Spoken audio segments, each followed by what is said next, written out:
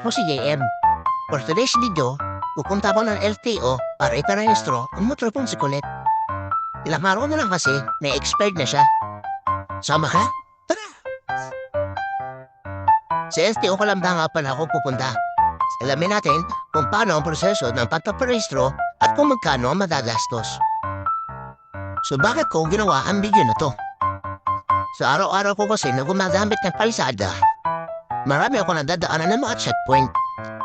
At hindi nawawalan ng nahuhuli. Ang kalimitang dahilan, hindi nakarehistro.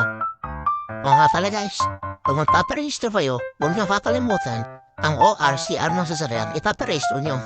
Okay lang, 5 zeros. Walang problema yan. So ang unang step na gagawin natin para makapagparehistro ay ang kumuha ng insurance.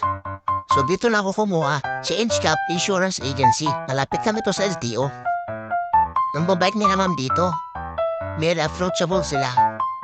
Ito nga pala, loob na opisina nila.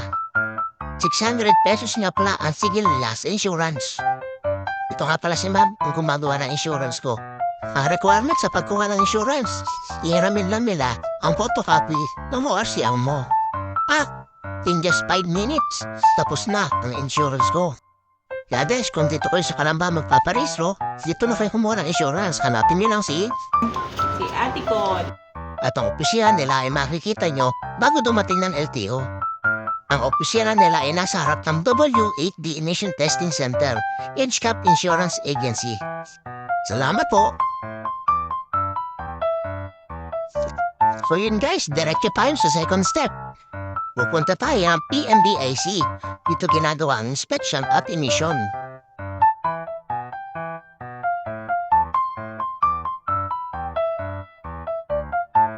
Yan guys, entrance pala nakalagay ng babayaran mo.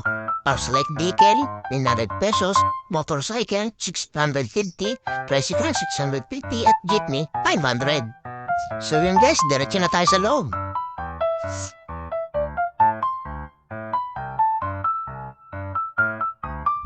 So yun guys, dito tayo sa motorcycle entrance. Papatyan natin saglit ang motor dito. At ihingin nila dito yung photocopy ng ORCR kasama yung resibo ng insurance.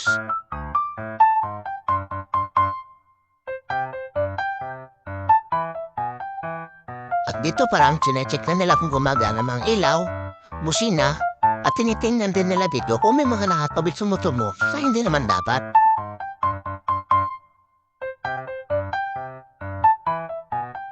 Wow!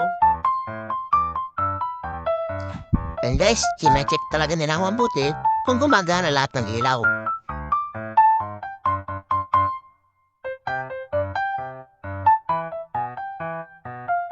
Then guys, after na napacheck, bibigyan na natin ang papel dito sa table na to.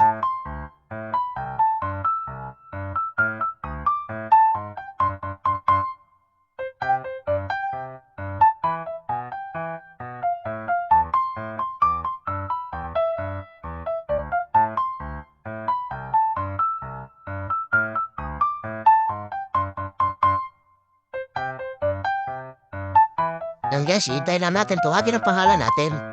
Pag tinawag ang pangalan natin, magbabayad tayo dito sa cashier ng 650 dahil motor ang kinaparehistro natin.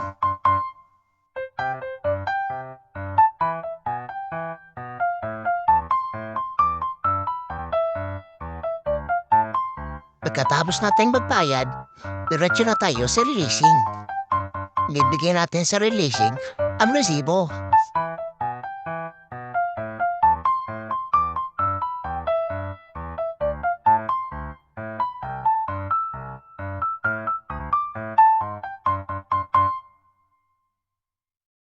At pag naibigyan na natin sa releasing ng resibo, upo muna tayo dito sa waiting area.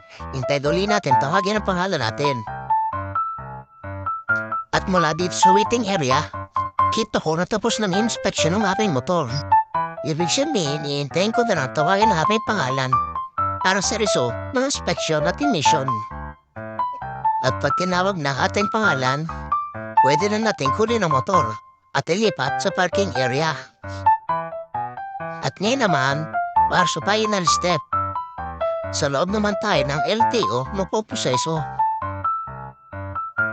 bibigyan lang natin ang ating mga dokumento sa front desk officer. Dito sa Kalamba, ay ito ang front desk officer. I-check ng front desk officer ang mga dokumento. At after na ma-check, bibigyan naman natin ang mga dokumento dito sa gwardiya. At waiting na ulit tayo na tawagin ang ating pangalan. Pag tinawag na ang ating pangalan, diretso na tayo sa payment. Ang binayaran ko nga pala sa payment ay 261.